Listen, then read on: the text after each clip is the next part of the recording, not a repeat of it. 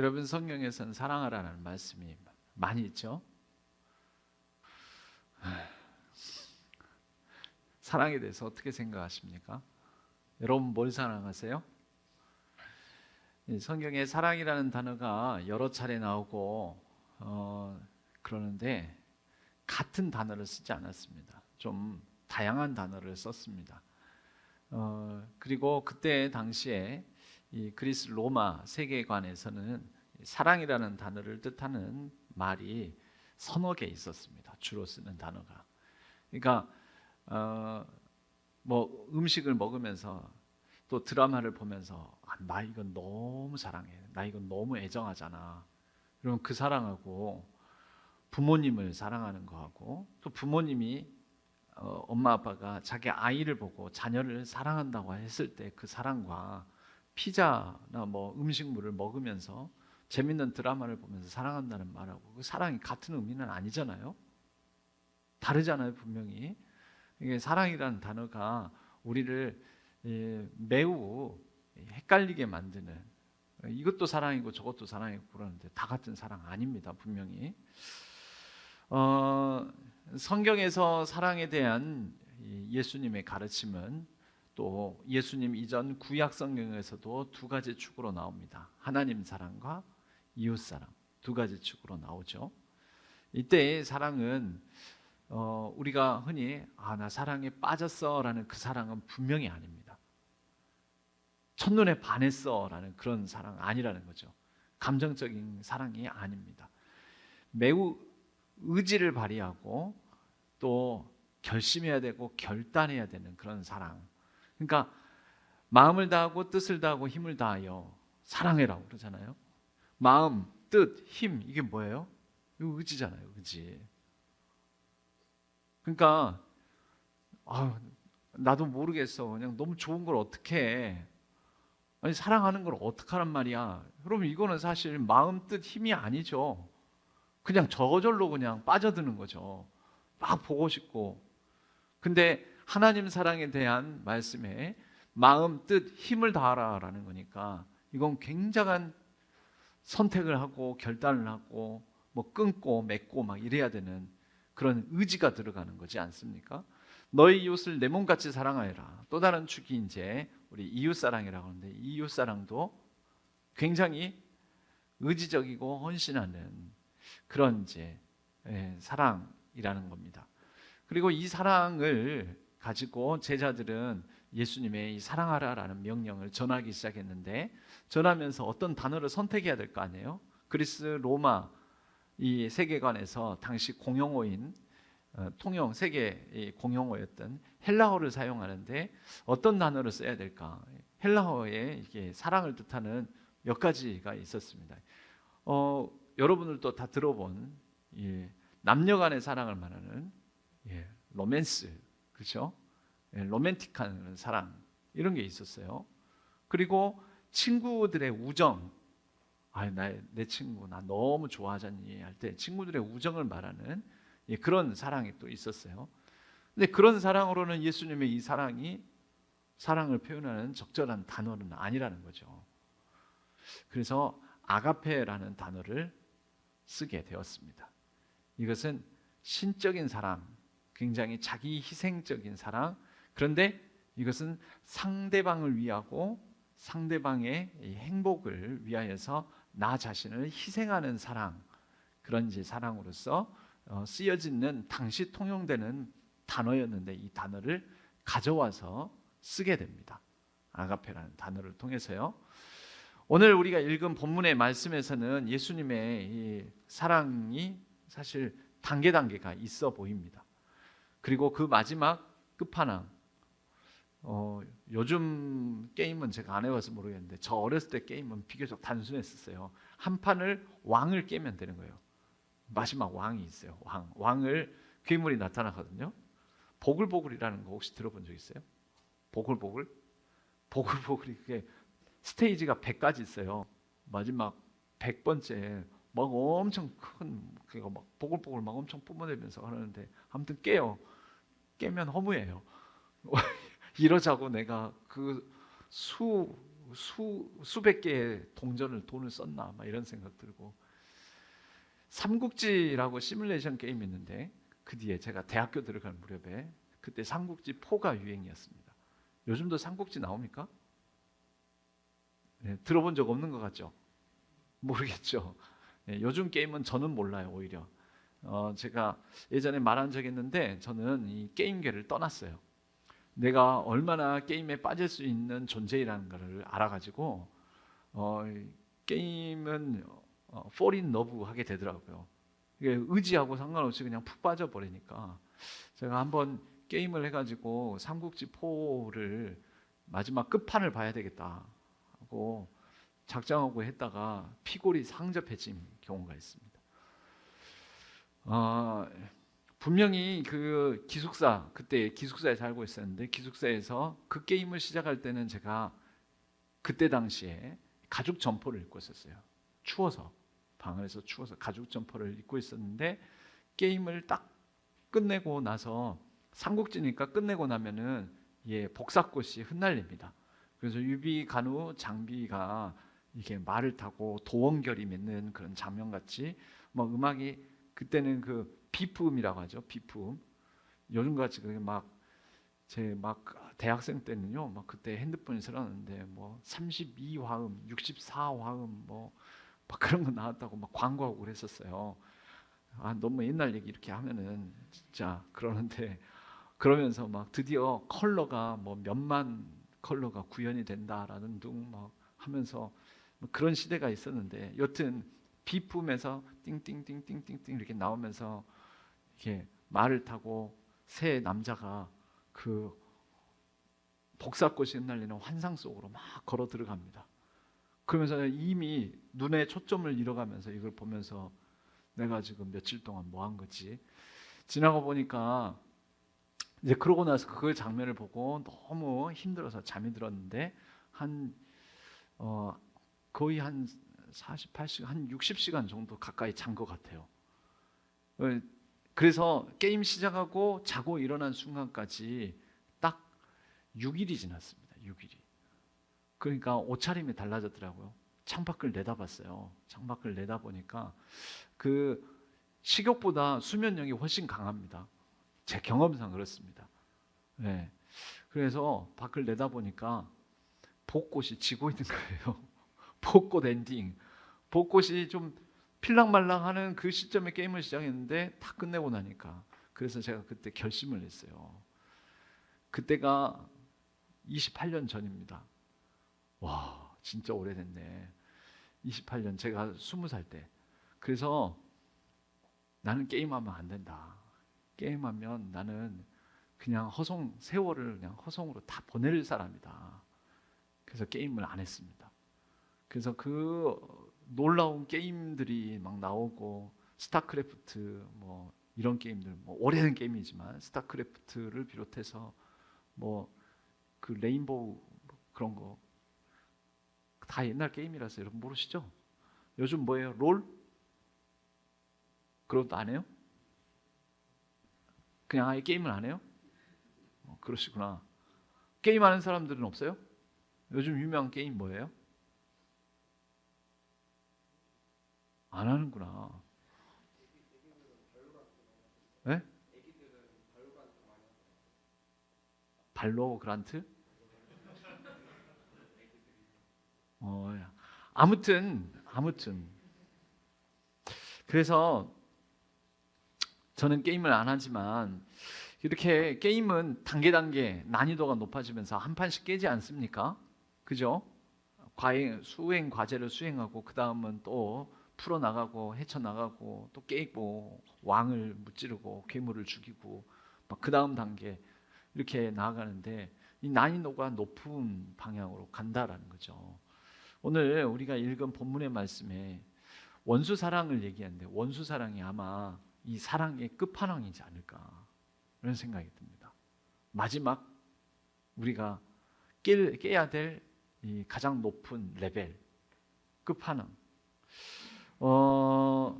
그럼 원수 사랑 전까지는 뭐가 있느냐? 먼저는 그 아까 우리 나누었었는데 거기에서도 뭐 이런 단계들이 있습니다. 나를 사랑하는 자를, 너를 사랑하는 자를 사랑하는 거는 그건 누구나 다 한다. 예수님 말씀하시잖아요. 본능적인 사랑이고요. 그리고 선을 행하는 자에게, 그러니까 선을, 이걸 좀 다시 해석하면 선을 행해 줄 사람에게, 나에게 뭔가 좋은 걸 해줄 사람에게 사실은 잘해주기는 싫지만 지금 내가 잘해줘야지 나도 뭔가를 얻을 수 있을 거야, 이런 마음에서. 여기 이제 약간 세일즈 좀 그런 거 해본 친구들, 알바든 뭐든 세일즈 좀 해본 친구들, 좀 진상들 있잖아요. 그래도 좀 잘해줘야 돼요. 왜 잘해줘야 돼요? 그래서 여러분들도 이 고객센터 전화하면 고객센터 직원이 나보고 사랑 고백하잖아요. 사랑합니다 고객님 막 그러잖아요. 그 사람이 나한테 사랑한다고 하겠냐는 거죠. 이 두 번째 단계이지 않겠습니까? 사실 그거 싫은데, 감정 노동하기 싫은데도 그래도 그렇게 해야지 먹고 사니까. 이 두 번째 단계, 이거보단 나 좋아하는 사람, 나 좋은 사람하고만 난 지낼 거야, 이게 아니라 조금 싫어하는 사람에게 뭔가를 얻을 요량으로라도 조금은 더 성숙한 거죠. 야, 너는 네가 좋아하는 사람만, 그런 사람들만 상대하고 살 수 있니? 세상은 그렇지가 않아. 뭐 이제 두 번째 단계가 우리 사는 세상이에요. 근데 세 번째 단계는, 이거는 그래도, 야, 너 쓸데없이 그 사람한테 왜 잘해줘? 그러니까 걔가 너한테 그런다고 잘해준대? 내가 뭘 바라고 그러는 거 아니야. 조건 없이 환대해주는 이런 사랑이 있습니다. 갚을 길 없는 사람에게, 뭐 지나가다 노숙자가 있는데 노숙자에게 뭔가를 주는 거는 그 노숙자가 나한테 뭘 해줄 것이다, 잘해줄 것이다, 이런 기대 없이 잘 해주는 거이지 않겠습니까? 이런 경우가 있어요. 그렇죠? 이게 좀 단계가 좀 더 올라간 건데, 그 다음은 원수를 사랑하는 거. 예수님께서 원수를 사랑해라, 성경에 이 사랑의 끝판왕이 원수이지 않을까, 그래서 우리는 생각해 볼 수 있습니다.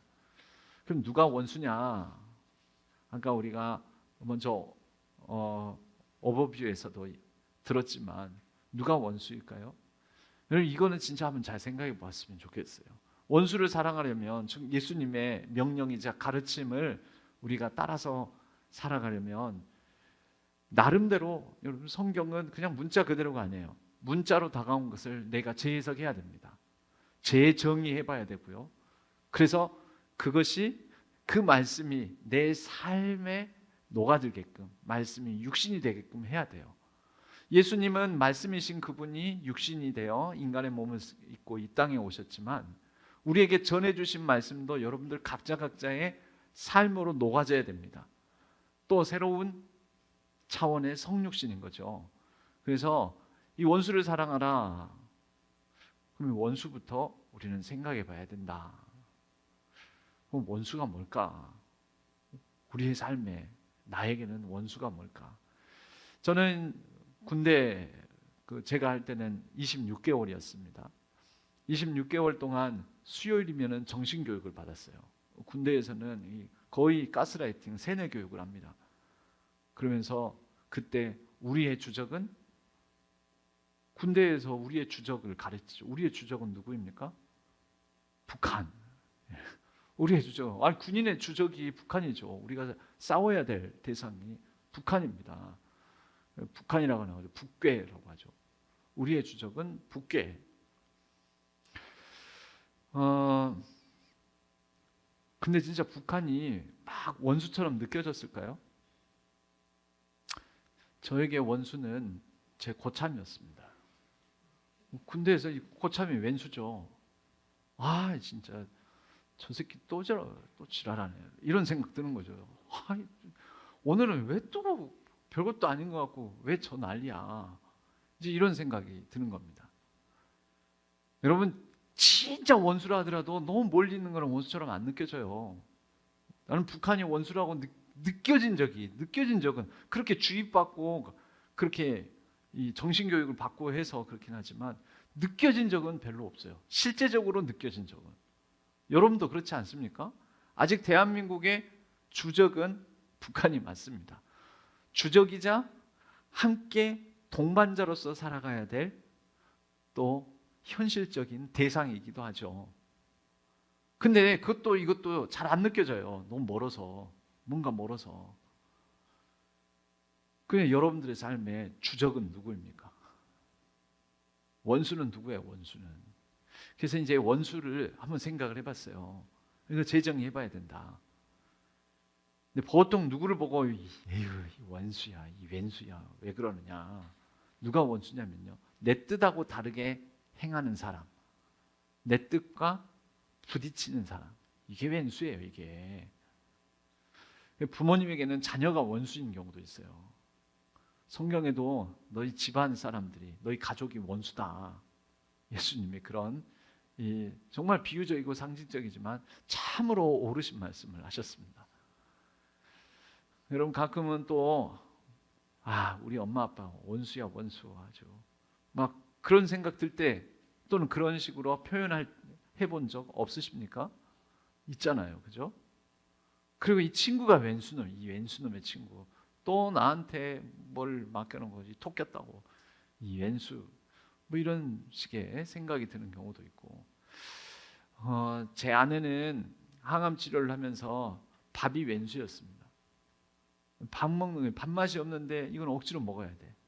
항암을 이기려면, 약을 복용을 하려면 먹기 싫은데 그걸 억지로 먹어야 되니까 왼수인 거죠. 지금 먹기 싫은 지금 감정 상태, 신체 컨디션 상태, 기분 상태, 입맛 상태에는 그것과 지금 내 뜻이죠. 내 뜻은 안 먹고 싶어. 이게 절대 안 삼키고 싶어.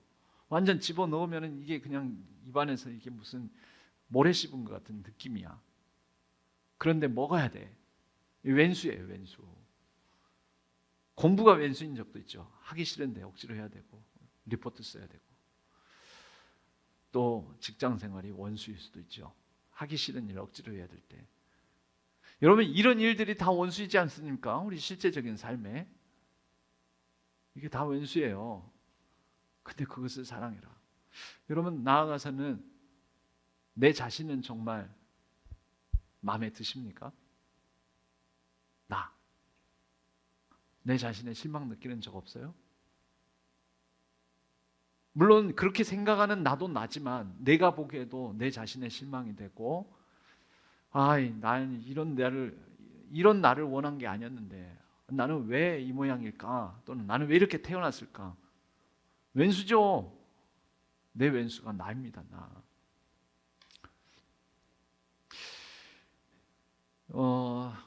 그 원수를 사랑하는 거, 이렇게 이것을 해석하고 적용을 해볼 수 있지 않을까?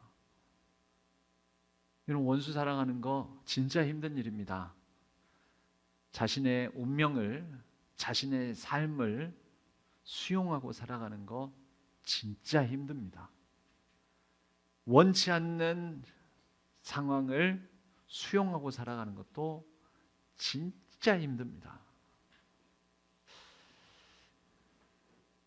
자신의 신체적 결함, 그러니까 병든 거, 여러분 병든 자신의 상황을 받아들이고 살아가는 거, 그거 진짜 힘든 일인데 그 사람에게는 바로 그 상황이 원수 같은 상황이겠죠. 성경에서 원수를 사랑하라는 말씀을 이렇게도 볼 수 있지 않겠는가? 국가와 국가 사이에, 계층과 계층 사이에, 민족과 민족 사이에, 또 사회 안에서 이쪽 진영과 저쪽 진영 사이에 서로 부딪힙니다. 이해 관계자들끼리 상충하면서, 이건 내 이익과 저 사람들의 이익, 내 주장과 저 사람들의 주장, 내 뜻과 저 사람들의 뜻이 서로 하나가 안 될 때 우리는 서로를 원수처럼 여깁니다. 국가 사이에는 심지어 전쟁을 치릅니다. 그죠? 하나님과 우리 사이에 뜻이 다를 때도 있습니다. 분명 하나님은 사람을 향한 하나님의 뜻을 가지고 있는데 하나님의 뜻대로 살지 않습니다. 그래서 성경은 뭐라고 하냐면, 우리는 다 양 같아서 각기 제 길로 갔거늘, 그래서 우리는 하나님의 원수가 되었습니다. 그러니까 죄인이라는 표현도 있지만 이 죄인이라는 표현이요, 하나님의 뜻대로 살지 않는 상태거든요. 내 마음대로, 내 고집대로, 내 생각대로 하나님 필요 없어. 하나님은 뜻 그까짓 게 나랑 무슨 상관이야. 하나님을 외면하고 적대시하는 그런 상태, 그 하나님의 원수가 된 상태이지 않습니까? 그 반대로도 있어요. 내가 하나님의 원수인 경우도 있지만 내가 느끼기에 하나님의 원수같이 느껴질 때도 있어요. 왜냐하면 내가 하나님께 기도하는데 하나님은 내 기도 안 들어주시고 내 계획과 다른 방향으로 인도하시고 내 삶은 왜 이렇게 어렵게, 믿음 있는 사람이 그러는 거죠. 내 삶은 왜 이렇게 호락호락하지 않게 만드실까? 하나님 해도 너무하는 거 아니냐? 하나님 너무 불편해요. 하나님이 나한테 하시는 이 방식이 너무 불편하고, 그럼 그럴 때 하나님을 원수로 생각하는 마음도 듭니다. 심지어 여러분, 성탄절 맞이해서 대림절이잖아요. 대림절에는 원래는 초가 4개예요. 4개. 총 4주간이니까 첫 번째 초를 소망의 초라고 하고요, 두 번째 초를 평화의 초라고 하고, 세 번째 초를 기쁨의 초라고 하고, 네 번째 초를 사랑의 초. 오늘 대림절 네 번째 주일 사랑의 초예요. 그래서 오늘 사랑을 얘기를 하는 거예요. 그래서 각 초를 켜는 그 주일, 그 주간마다 생각해 보는 거예요. 소망을, 평화를, 기쁨을, 사랑을. 그래서 지금 우리는 사랑을 생각하는데 바로 이 하나님과 우리 사이에 이런 관계를 예수님 오시는 그 성탄절을 맞이하면서 한 여인을 우리는 생각해 볼 수가 있습니다. 마리아입니다. 마리아. 여러분, 우리 사도신경, 여러분 사도신경 아시죠? 예, 전능하셔서 천지 온 우주 만물을 만드신 창조주 하나님을 나는 믿습니다로 시작을 합니다. 그리고 내가 무엇을 믿는지 믿습니다, 믿습니다로 이어지죠. 그의 외아들, 독생자 외아들 예수 그리스도를 우리는 믿습니다. 그죠? 근데 예수 그리스도를 믿는 믿음의 내용 중에 뭐가 되냐면 동정녀 탄생을 믿어요. 예, 동정녀 마리아에게서 나시고. 여러분, 그 문장에 아주 짧은 한 구절이지만 동정녀 마리아 탄생, 마리아 입장에서 한번 볼까요? 마리아는 꽃다운 나이에 약혼을 하고 결혼을 기다리고 있었습니다. 꿈이 있었겠죠. 가정을 이제 이루어갈 꿈. 그리고 아마 계획도 세웠을지도 몰라요. 자녀들을 앞으로 이렇게 낳아서, 몇 명을 낳아서 이렇게 키워야지. 결혼식에 그때 얼마나 많은 사람들이 올까. 유대인들의 결혼식은 1시간 안에 마치라고 하지 않아요. 30분 안에 마치시고 사진 촬영까지 하시려면요 50분 안에 다 마치셔야 돼요. 이렇게 압박 주지 않아요. 유대인의 결혼식은요 정말 끝장 보는 거예요. 온 동네 잔치고요, 몇 날 며칠을 합니다. 결혼 잔치를. 예수님의 가나의 혼인 잔치에 보면 언제 끝나냐면 더 이상 함께 나눌 거리가 없을 때까지예요. 특히 포도주 다 떨어질 때까지. 그러니까 그게 하루에 안 끝나요. 밤새서. 광야 지역은 낮에는 너무, 그때 낮에 문 잔치를 해요. 안 그래도 더워 죽겠는데 포도주 마시고 뭐 그러고 안 하죠. 밤에, 저녁에 해가 지고 난 뒤부터 잔치를 벌이기 시작해요. 그렇게 몇 날 며칠 가요. 마리아는 내 결혼식은 얼마나 많은 사람들이 오고 얼마나 많은 사람들의 축하와 축복을 받을까, 막 이런 생각을 하고 있었는데 어느 날 내가 생각지도 않았던 손님이 찾아옵니다. 흔히 보통 이런 원치 않는 손님을 우리 한국적 정서에서는 손이라고 해가지고 귀신을 말하는데, 마리아에게 원치 않는 손님이 찾아왔어요. 기대했던 손님도 아니에요. 계획하거나 예상했던 손님도 아닙니다. 가브리엘 천사가 찾아왔습니다. 그리고 기대했던, 생각했던 얘기도 아니에요. 너가 곧 아이를 잉태하게 될 것이다. 아들을 낳을 것인데 그 이름을 예수라 해라. 아니, 어떻게 나한테 이런 일이 있습니까? 성령으로 말미암아 되는 것이다. 여러분, 이게 무슨 얘기일까요? 좀 더 실제적으로 보면 내 계획이 어긋나고 내 뜻대로 되지 않고 내 삶이 예상과는 다르게 흘러간다라는 뜻입니다. 박살난다라는 뜻이에요. 불안과 두려움이 있습니다. 왜요? 결혼 전에 아이를 갖게 된 사람의 결말이 어떤 거냐면 돌에 맞는 것입니다. 그 사회에서 매장당하는 것이고 축복받은 결혼식은 없습니다. 파혼도 될 것이고 이걸 정혼자인 요셉이 알게 될 때에는 파혼도 될 것이고 두려운 일입니다. 무서운 일입니다. 원치 않는 많은 일들이 연쇄적으로 일어나면서 내 삶이 어떻게 꼬이는가 이걸 지켜봐야 되는 고통을 감내해야 되는 것입니다. 왼수죠. 이게 원수예요, 원수. 그런데 마리아가 대답을 합니다. 주의 여종이오니 말씀대로 내게 이루어지이다. 당시 마리아는 20살 이전 나이라고 여겨집니다. 만으로 10대. 아직 애기예요, 애기. 그런데 마리아의 이 응답은 나중에 한참이 지나서 예수님의 겟세마네 동산에서의 기도의 내용과 거의 동일합니다.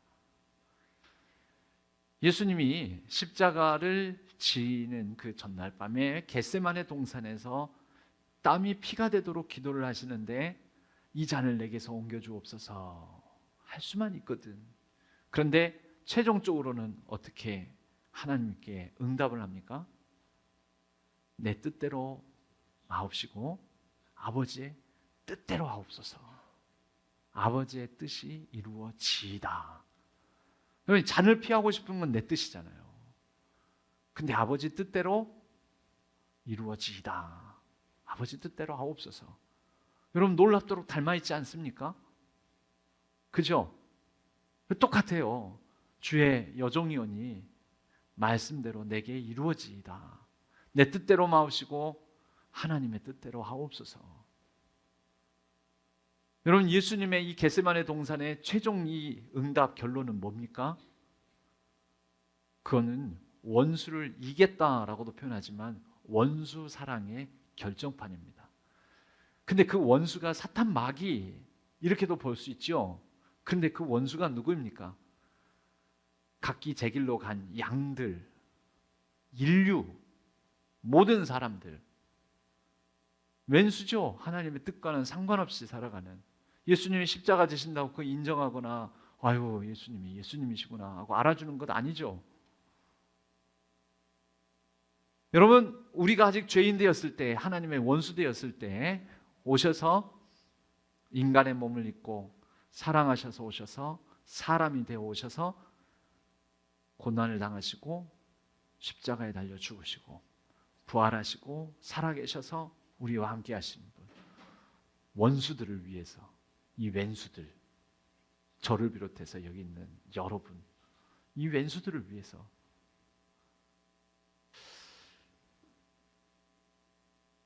여러분 이 하나님의 사랑을 우리가 이 시기에 생각을 해보면서 참 원수 사랑이 힘들겠구나. 여러분 이유가 있어요.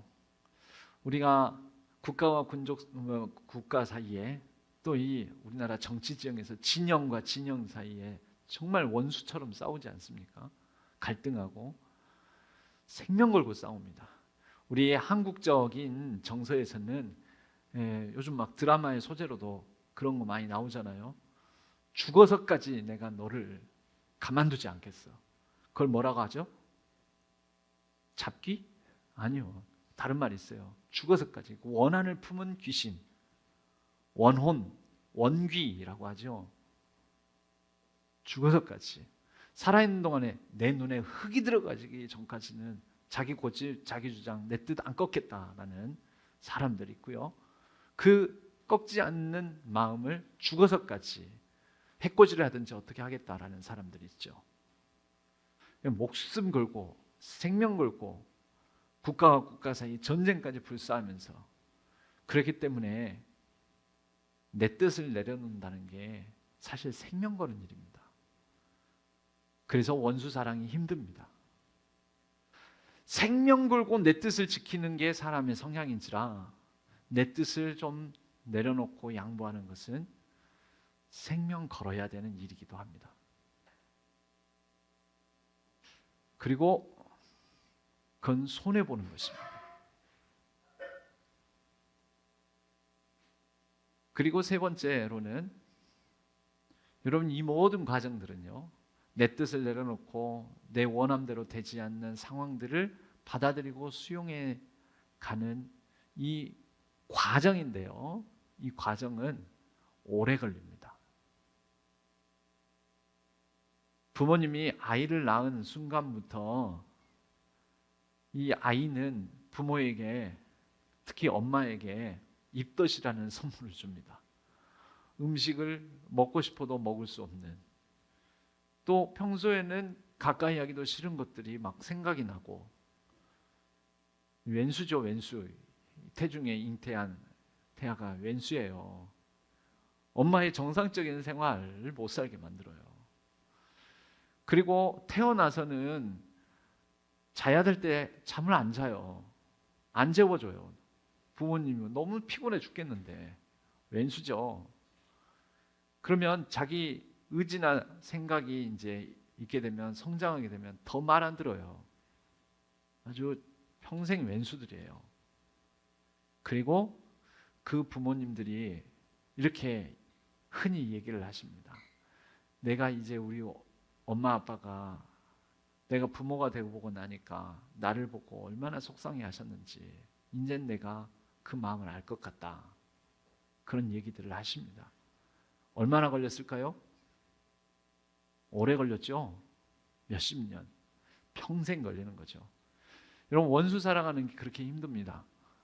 하루 이틀에 되지 않고 내 뜻과 다른 것을 수용하는 일련의 모든 과정이 저는 예수님의 원수 사랑을 하는 말씀의 의미에 담겨져 있다. 여러분들이 사랑해야 될 원수는 뭐예요? 하나님은 원수인 우리를 사랑하시기 위해서 우리의 가치를 키워주시기 위해서 이 땅에 오셨고 우리를 위해서 희생하셨습니다. 그냥 말씀만으로 너희들 잘 살아라 사랑한다 이러신 게 아니고 실제적으로 자기 자신을 온전히 내어주시기 위하여 오셔서 온전히 내어주시고 죽으셨습니다. 이게 하나님의 자기의 사랑을 보여주는 모습입니다. 우리가 성탄절을 앞두고서 이것을 생각하면서 나의 지금 사랑의 단계는 사랑의 깊이는 사랑의 크기는 어느 정도인가 점검하고 확인해 보셨으면 좋겠습니다. 여러분들에게 그렇다고 해서 모든 것을 단번에 다 받아들이고 수용하고 원수 같은 상황, 원수 같은 일, 원수 같은 사람, 내 뜻대로 안 되는 모든 일들 그게 되겠습니까? 단번에 오래 걸린다니까요. 안 돼요. 그러나 할 수 있는 부분 할 수 있는 만큼이라도 한 걸음이라도 내디뎠으면 좋겠습니다. 그렇게 자라가는 것입니다. 그게 리사이즈, 바로 사랑의 초를 킨 네 번째 대림절 네 번째 주일에 우리가 생각해 보며 리사이징에서 리러브, 다시 더 나은 사랑의 단계로 우리가 성장하고 성숙해가는 절기, 그런 시간, 바로 이 대림절 기간임을 우리가 꼭 기억해 주셨으면 합니다. 내 뜻을 내려놓고 상대방을 이해해보고 내 뜻과 다른 상대방의 뜻과 이것을 맞춰가고 또 설득도 하고 조율해 나가고, 제가 이제 결혼한 지 저도 한 20년 됐는데 이거 맞춰가는 거 아마 평생 과정이지 않을까 싶은데 처음에는 결혼하고 나서 직후에 서로 마음에 들어서 좋아해서 결혼을 하지만 진짜 왼수같이 느껴질 때가 있습니다. 와, 진짜 막 몸 꽝 닫고 나가면서 와, 안 보고 있을 거라고 생각을 하고 여러분 그렇게 막 싸울 때는요, 요즘은 거의 그런 경우가 없지만 저는 한 적 없는데 제가 오히려 발길질 당한 적도 있어요. 얼마나 화가 났으면 그랬겠어요. 그러다가 이제 조금씩 더 그가 이 원수를 사랑하게 되는 거죠. 집안에 있어요. 내 옆에 잠잘 때도 내 옆에서 자고 하는 원수가 있어요. 그 원수를 품어내가는 과정들이 이렇게 20년 동안 아직 다 안 되는 것 같지만 좀 계속 해나가야 되겠죠. 여러분 이 모든 과정들에 몇 가지가 필요합니다. 원수 사랑은 오래 걸리는 과정이지만 원수를 사랑하는 데는 실력이 필요합니다. 이해력이 필요합니다. 이해시키는 설득력이 필요합니다. 그리고 분명히 내 뜻을 내려놓는다 했지만 여러분 내가 확실히 맞고 상대방이 확실히 틀릴 때도 있어요. 그런데도 틀린 상대방 뜻을 받아들이고 옳은 내 뜻을 내려놓는 게 원수사랑 아니잖아요. 그러면 내 뜻과 상대방 뜻도 객관화시켜서 생각해 볼 수 있는 분별력도 필요합니다. 그게 다 뭡니까? 실력입니다. 그게. 그래서 사랑, 감정적인 사랑은 실력 없이도 해요. 소위 사랑에 빠지는 것은 실력 없어도 합니다. 그건 감정의 영역이라서요. 그냥 하면 돼요. 그런데 성경이 말하는 가르치는 사랑은요, 굉장한 실력이 필요합니다. 이해력, 설득력, 분별력, 기타 등등. 국가와 국가 사이에 이 국가의 뜻이 있고 저 국가의 뜻이 있어요. 서로 이해가 상충해요. 이게 결렬되면 자칫하면 원수가 돼요. 그럼 지금 보셨잖아요. 미국이 아니죠. 미국과도 그렇지만 지금 일본과 중국 사이에 지금 별로 사이 안 좋은 거 아시죠? 모르세요? 예, 일본 그 새로 된 여자 총리가 그 대만에 유사시 생기면은 개입할 수 있다, 우리가 군사적 개입할 수 있다. 이 말 한마디 이것 때문에 중국이 이게 열받아가지고 완전히 뭐 지금 일본과 중국 중일 일중 사이가 원수 사이가 돼버렸어요. 그 사이에 지금 끼어 있는 우리나라가 뭐 아무튼 이익이 될지 손해가 될지는 모르겠지만 아무튼 이런 일본 중국 일본 사이의 이 관계도 뭘로 풀어야 됩니까? 풀려면 외교로 풀린다고 하죠. 보통 전쟁으로 가면 안 되잖아요. 전쟁으로 가면 안 돼요. 여러분 항상 중일이 싸우면은 제일 피해 보는 게 우리나라예요. 우리나라. 그래서 두 나라 사이에 일본의 뜻, 중국의 뜻, 각자의 뜻이 충돌하게 될 때 이걸 풀어내는 게 외교인데, 여러분 외교가 실력 아닙니까? 엄청난 실력이 필요한 거죠. 고도의 정치력이 필요한 거죠. 그러니까 내 뜻과 다른 상대를 품어내는 거, 내 생각과 다른 상대방의 생각과 조율해 나가는 데에는 어마어마한 많은 역량이 축적돼야 된다는 것입니다. 그런 의미에서 여러분 예수님의 사랑의 끝판왕에 해당되는 원수 사랑을 위하여 하나님을 사랑하고 이웃을 사랑하고 내 뜻과 다른 하나님의 뜻을 발견하고 수용해 나가고 하는 이 일련의 과정들, 이 사랑의 끝판왕까지 이루어가는 모든 일들에 여러분의 역량을 점점 더 리사이즈 키워가시는 우리 여러 청년들의 삶이 되기를 바랍니다.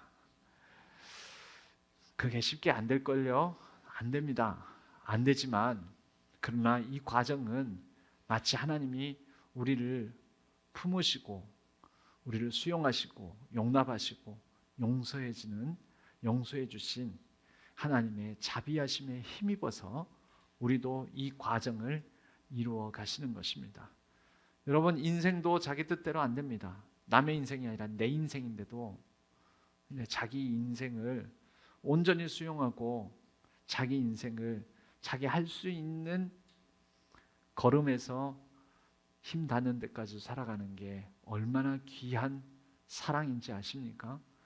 그 자기 사랑에서 자기 삶을 자기에게 주어진 이 숙명을 사랑하면서 이웃을 사랑하고 또 나아가 원수까지도 사랑하는 더 넓은 지경의 리러브를 할 수 있게 됩니다.